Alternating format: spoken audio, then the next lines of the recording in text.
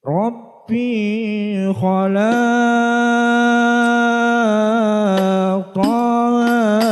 من نور في اختلاف. Assalamualaikum warahmatullahi wabarakatuh. Alhamdulillahi rabbil alamin. Wabihi nasta'inu ala umur dunya waddin. Wassalatu wassalamu ala asrafil anbiya'i wal mursalin Sayyidina Muhammadin wa ala alihi wa sahbihi wa sallim. Qala Allah ta'ala fil Qur'anil Karim, A'udzu billahi minasy syaithanir rajim. Bismillahirrahmanirrahim.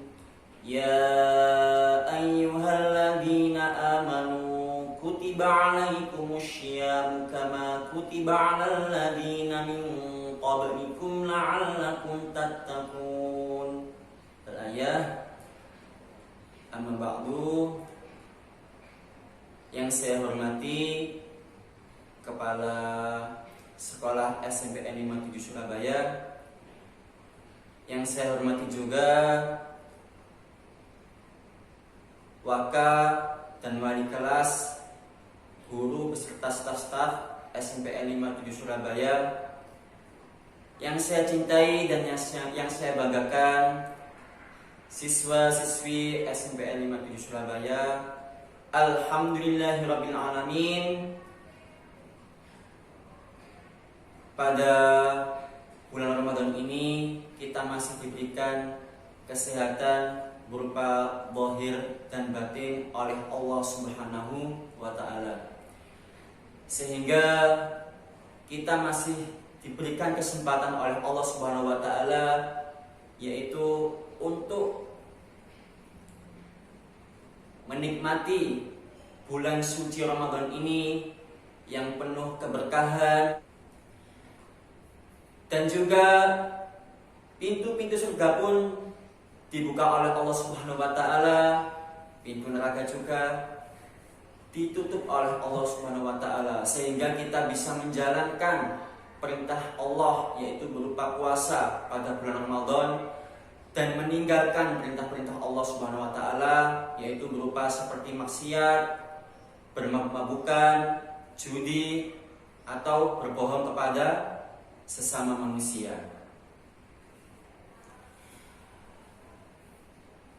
Yang kedua, kita tak lupa bersolawat kepada Nabi Muhammad SAW, yang mana Nabi Muhammad telah menunjukkan dari jalan yang gelap ke jalan yang terang benderang, yaitu ad-dinul Islam. Dan insya Allah kita menjadi umat Muslim yang akan diberikan syafaat oleh Nabi Muhammad SAW pada yaumul qiyamah nanti. Amin Allahumma amin. Di sini sebelum Ustadz akan menjelaskan tentang materi zakat, Ustadz akan menjelaskan secuil saja apa itu bulan Ramadan. Ya, jadi kita alhamdulillah masih diberikan kenikmatan, kesehatan yang berupa zahir dan batin oleh Allah Subhanahu wa taala, sehingga kita masih bersama-sama, yaitu berlomba-lomba dalam kebaikan pada bulan Ramadan ini. Maksudnya apa berlomba-lomba dalam kebaikan dalam bulan Ramadan? Yaitu seperti melaksanakan puasa, melaksanakan ibadah tarawih, menunaikan zakat, dan bersedekah kepada sesama.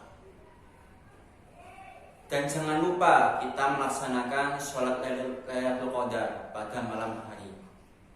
Itu insya Allah kalau kita akan melaksanakan sholat malam Lailatul Qadar, dosa-dosa kita akan dihapus oleh Allah Subhanahu wa taala, yaitu dosa 1 tahun yang lalu. Jadi kita dalam bulan Ramadan ini seharusnya kita berlomba-lomba dalam kebaikan dan menjauhi apa yang dilarang oleh Allah Subhanahu wa taala. Seperti yang saya jelaskan tadi, bermaksiat, bermabuk-mabukan, judi, berbohong kepada sesama, dan yang lain sebagainya. Yang lebih utama adalah berbakti kepada kedua orang tua kita beserta berbakti kepada guru kita sendiri. Itu yang lebih utama, hablum minannasnya. Dan yang lebih utama juga hablum minallahnya, berhubungan dengan Allah Subhanahu wa Ta'ala. Pada bulan Ramadan kita harus membaca Al-Quran. Kalau ada waktu yang luang, kita baca Al-Quran dengan baik dan benar, agar pahala kita mengalir menjadi 2 kali lipat seperti hari-hari yang sebelumnya. Ya. Jadi murid-murid SMP N5 di Surabaya ini harus semangat dalam menjalankan ibadah puasa dan menjalankan sholat tarawih, karena dalam hadis Nabi Muhammad SAW sudah tertera, disabdakan oleh Nabi Muhammad, as-sholatu imaduddin, faman aqamaha faqad aqamaddin, waman tarakaha faqad hadamaddin. Artinya sholat itu adalah tiang agama anak-anak. Jadi barang siapa yang menegakkan sholat tersebut, maka kalian benar-benar menegakkan sholat itu tersebut. Dan kalau kamu tidak sholat, maka kalian benar-benar akan merobohkan agamanya Allah Subhanahu wa Ta'ala. Jadi kita harus sholat lebih baik pada bulan Ramadan itu, jangan bolong-bolong. Kalau bisa kita harus sholat pada tepat waktunya, itu lebih baik. Insya Allah Allah Subhanahu wa Ta'ala akan membuka pintu surga bagi kalian semua dan bagi kita semua, karena kalian sudah menjalankan sholat pada bulan Ramadan itu dengan baik. Apalagi ditambah dengan membaca Al-Quran, itu lebih baik anak-anak. Di hadis Nabi juga ada, khairukum man ta'allama Al-Quran wa 'allamah.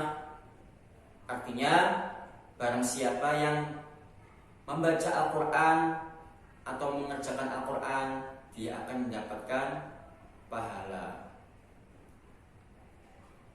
Serta yang lainnya, kalian akan berangkat ke sekolah, jangan bermalas-malasan.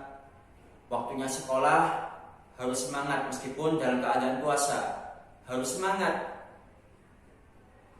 karena mencari ilmu itu lebih baik daripada bermalas-malasan di rumah. Tidak akan mendapat pahala apapun kalau kalian bermalas-malasan di rumah. Jadi di hadis Nabi juga ada, orang yang mencari ilmu, Allah akan memberikan kemudahan jalan menuju surga. Seperti ini hadisnya anak-anak, man salaka tariqan yaltamisu fihi ilman sahhalallahu bihi tariqan ilal jannah. Barang siapa yang bersemangat untuk mencari ilmu, niscaya Allah akan mempermudah jalan menuju surga. Jadi anak-anak harus bersemangat mencari ilmu, meskipun dalam bulan Ramadan ini kalian berpuasa tanpa anak-anak makan dan minum. Jadi anak-anak harus tetap bersemangat untuk mencari ilmu. Mungkin itu saja secuil Pak Ustadz menjelaskan tentang bulan Ramadan ini. Dan selanjutnya Pak Ustadz akan menjelaskan materi zakat. Jadi zakat itu dibagi 2 anak-anak, yaitu zakat fitrah dan zakat mal. Sekarang Pak Ustadz akan tanya kalian, apa sih zakat itu? Jadi zakat itu adalah, zakat itu mensucikan diri. Mensucikan diri kita. Maksudnya mensucikan diri kita itu yaitu mungkin kita pada bulan Ramadan kita berburuk sangka kepada tetangga, atau pikiran kita porno, atau hati kita selalu menjelek-jelekan sesama teman, atau bertengkar kepada teman. Dan pada sebelum sholat Idul Fitri kalian bisa menunaikan zakat. Jadi zakat ini gunanya untuk mensucikan diri kita setelah bulan puasa. Jadi kalian sudah puasa, sudah bersih hati kita, tetapi waktu puasa kita pernah melakukan hal-hal yang buruk dan bisa disucikan oleh zakat fitrah tadi, melalui zakat fitrah tadi. Sehingga Allah Subhanahu wa taala menurunkan surat Al-Baqarah berapa gitu ya, yang berbunyi wa aqimus shalah wa atuz zakah, yaitu dirikanlah sholat dan tunaikanlah zakat. Jadi kalian harus menunaikan zakat, yaitu berupa beras atau harta atau uang, terserah kalian. Kalau beras itu kalian bisa menimbangnya 2,5 kilogram kalau di Indonesia, seperti itu. Dan syarat-syaratnya untuk menunaikan zakat, menunaikan zakat ada syarat-syaratnya juga. Yang pertama, harus beragama Islam. Harus beragama Islam. Kalau tidak beragama Islam, tidak boleh atau tidak sah. Mengapa? Yaitu tadi, karena bulan Ramadan ini adalah bulannya para muslim dan muslim, umatnya Nabi Muhammad SAW dan umatnya Allah Subhanahu wa ta'ala. Karena dalam Al-Quran kan sudah tercantum ya ayyuhalladzina amanu kutiba, ya ayyuhalladzina amanu. Apa artinya? Wahai orang-orang yang beriman. Jadi orang-orang yang beriman saja yang harus menjalankan ibadah puasa dan menunaikan zakat. Kalau ya ayyuhan nas, wahai manusia, itu jadi manusia semua yang ada di bumi ini, yang ada di dunia ini. Jadi bukannya orang yang beriman saja, orang yang beragama lain, bukan. Jadi semua manusia yang ada di dunia ini yang beragam-ragam agamanya. Dan yang selanjutnya, tadi yang pertama adalah beragama Islam, dan yang kedua adalah apa? Yang kedua adalah balik atau berakal sehat.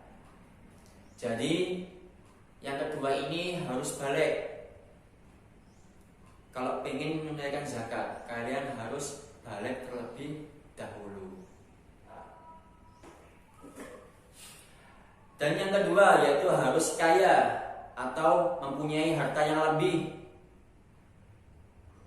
Jadi sebelum menunaikan zakat, kita harus melihat dulu kebutuhan kita yang ada di rumah. Kalau kebutuhan kita banyak atau cuma sedikit, tidak apa-apa kita menunaikan zakat bersama keluarga kita. Untuk orang-orang yang ada di bawah kita, seperti fakir dan miskin, itu yang sedang membutuhkan kita, yaitu berupa makanan atau uang dan lain sebagainya. Itu yang dibutuhkan oleh fakir miskin. Jadi pada bulan Ramadan itu, pada waktu zakat fitrah atau zakat mal, orang fakir miskin itu dilarang untuk mengemis di mana-mana. Jadi sudah ada yang memberi seperti beras, uang dan yang lain sebagainya. Jadi begitu syaratnya menunaikan zakat ada dua. Dan yang kedua, pelaksanaan zakat fitrah, yaitu pelaksanaannya zakat fitrah itu sebelum kita melaksanakan sholat Idul Fitri. Itu lebih baik kita mengirimkan zakat fitrah atau zakat mal kita di masjid pada sebelum sholat Idul Fitri atau waktu ada suara takbir, itu lebih baik untuk mengirimkan zakat fitrah atau zakat mal kita di masjid sekitar kita. Jadi begitu ya anak-anak. Kalau kalian memahami apa yang dijelaskan oleh Ustadz, insya Allah kalian bisa dan kalian lakukan di rumahnya masing-masing dengan baik. Semoga Allah Subhanahu wa Ta'ala memberkahi dan memberikan keberkahan kepada anak-anak SDPN 57 Surabaya ini. Untuk yang selanjutnya ya anak-anak SDPN 57 Surabaya, anak-anak yang solih-solihah, agar kalian mengerti, agar kalian memahami apa itu tentang zakat, bahwasanya zakat ini ada hukumnya juga. Apa hukumnya? Hukum menunaikan zakat adalah wajib bagi muslim laki-laki dan perempuan maupun anak-anak muda dan tua. Jadi begitu anak-anak ya. Kalau kalian ingin menunaikan zakat silahkan. Hukumnya sangat wajib sekali. Itu sangat bagus untuk kalian sendiri, yaitu agar kita dapat mensucikan diri kita, hati kita dari dosa-dosa yang telah lalu. Itu lebih baik menunaikan zakat fitrah atau zakat mal. Jadi begitu anak-anak ya.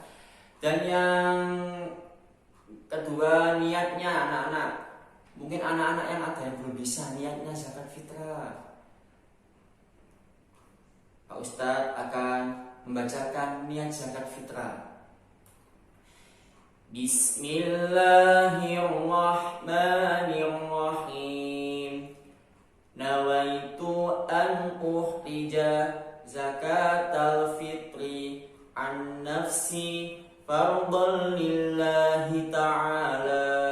Artinya, saya niat untuk menunaikan zakat fitrah untuk diri sendiri kita sendiri karena Allah Ta'ala. Jadi begitu anak-anak niatnya. Pak Ustadz akan mengulangi lagi niatnya agar kalian bisa memahami. Nawaitu an uhrija zakatal fitri an nafsi fardhan lillahi ta'ala. Jadi begitu niatnya anak-anak. Kalian bisa niat sendiri di rumah sudah bagus itu, tanpa kalian diajari orang tua kalian. Dan yang selanjutnya, mari kalian bisa menyimak video setelah ini, yaitu video syarat-syarat orang yang menerima zakat beserta pengertiannya. Jadi orang yang dapat menerima zakat itu ada 8 orang. Apa saja nanti kita simak video yang setelah ini. Dan doa orang yang menerima zakat, mungkin kalian di masjid dijadikan panitia, yaitu panitia amil zakat. Jadi kalian waktu ada orang yang mengatakan zakat, kalian bisa menerima zakat itu dengan membacakan doa sendiri. Kalian sudah bisa tanpa melihat buku atau diajari oleh orang-orang di sekeliling kalian. Jadi orang yang berhak menerima zakat. Yang pertama, fakir, ialah orang-orang yang memiliki harta namun sangat sedikit. Orang-orang ini tak memiliki penghasilan sehingga jarang bisa memenuhi kebutuhan sehari-hari dengan baik. Yang kedua, miskin. Di atas fakir ada orang-orang yang disebut miskin. Mereka adalah orang-orang yang memiliki harta namun juga sangat sedikit. Penghasilannya sehari-hari hanya cukup untuk memenuhi makan, minum, dan tak lebih dari itu. Yang ketiga, amil. Mereka adalah orang-orang yang mengurus zakat, mulai dari penerimaan zakat hingga menyalurkannya kepada orang yang membutuhkan. Yang keempat, mu'alaf. Orang yang baru masuk Islam atau mu'alaf juga menjadi golongan yang berhak menerima zakat. Ini bertujuan agar orang-orang semakin mantap meyakini Islam sebagai agamanya. Allah sebagai Tuhan dan Muhammad sebagai Rasulnya. Yang kelima, riqab atau memerdekakan budak. Di zaman dahulu, banyak orang yang dijadikan budak oleh saudagar-saudagar kaya. Inilah zakat digunakan untuk membayar atau menebus para budak agar mereka dimerdekakan. Orang-orang yang memerdekakan budak juga berhak menerima zakat. Yang keenam, gharim atau orang yang memiliki hutang. Gharim merupakan orang yang memiliki hutang. Orang yang memiliki hutang berhak menerima zakat. Namun, orang-orang yang berhutang untuk kepentingan maksiat seperti judi dan berhutang demi memulai bisnis lalu bangkrut, hak mereka mendapat zakat akan gugur.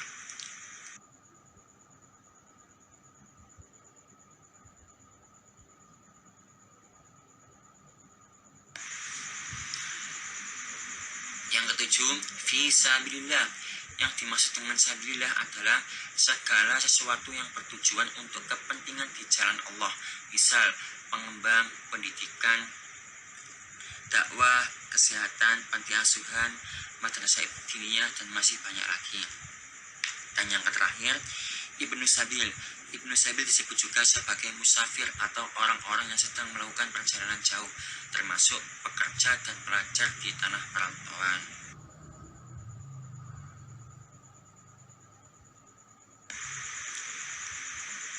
Bacaan doa ketika menerima zakat. Bismillahirrahmanirrahim. Ajarakallahu fima a'tait wa barakalaka fima abqait waj'alhu laka tahuran. Artinya, mudah-mudahan Allah memberi pahala atas apa yang engkau berikan, memberikan berkah atas apa yang masih ada di tanganmu, dan menjadikannya sebagai pembersih bagimu. Saya ulangi lagi. Ajarakallahu fima a'tait wa barakalaka fima abqait waj'alhu laka tahuran, yang artinya mudah-mudahan Allah memberi pahala atas apa yang engkau berikan, memberikan berkah atas apa yang masih ada di tanganmu, dan menjadikannya sebagai pembersih bagimu.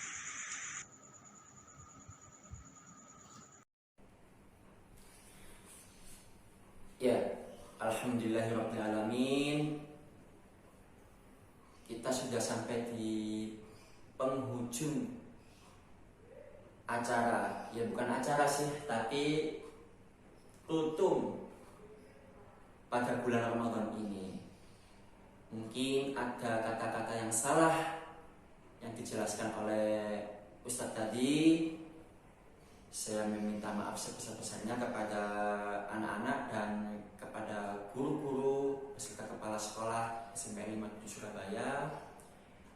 Semoga apa yang saya jelaskan tadi bermanfaat untuk saya beserta guru-guru dan kepala sekolah SMP 57 Surabaya dan anak-anak juga. Semoga bermanfaat, bisa dilaksanakan di rumah, bisa dikerjakan di rumah apa yang saya jelaskan tadi. Puasa, sholat pada bulan Ramadan, dan yang terakhir adalah zakat. Ya, yang terpenting kita adalah pada bulan Ramadan adalah berlomba-lomba dalam kebaikan. Soalnya tidak ada lagi bulan yang seperti bulan Ramadan ini, yang kesuciannya seperti bulan Ramadan ini.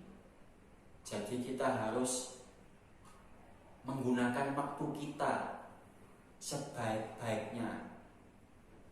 Jangan kita tidak menggunakan waktu ini dengan baik pada bulan Ramadan, sehingga kita insya Allah kita akan dosa-dosa kita akan diampuni oleh Allah Subhanahu Wa Taala dan dimasukkan di surganya Allah Subhanahu Wa Taala. Mungkin saya di SMP 57 Surabaya pernah ada sifat, sikap, dan tingkah laku saya yang kurang menyenangkan bagi guru-guru dan kepala sekolah beserta siswa-siswi SMP 57 Surabaya. Saya minta maaf sebesar-besarnya. Minal aidin wal faizin. Taqabbalallahu minna wa minkum taqabbal ya karim. Mungkin itu saja yang dapat saya sampaikan. Ihdinas siratal mustaqim. Assalamualaikum warahmatullahi wabarakatuh.